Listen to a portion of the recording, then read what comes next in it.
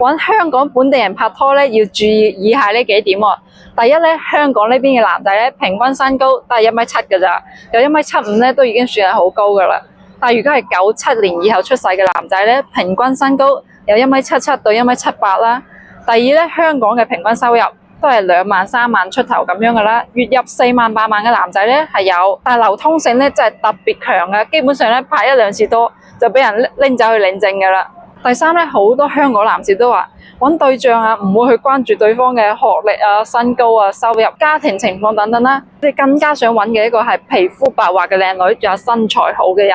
第四咧，有傳統嘅香港人啊，就會要求咧對方係要必須咧聽話、乖巧、孝順、善良、善於做家務啦，仲要識得過日子啦。最重要嘅事啊，係冇同人哋同居過。第五咧，香港男仔就係特別中意嗰啲身材咧特別嬌小嗰啲女仔啦，比如身高1.5米左右嘅女仔。唔單止一個人咁樣講嘅喎，仲有好多人都係同樣嘅要求。最後我想問一問評論區嘅香港人，你哋仲有咩可以補充啊？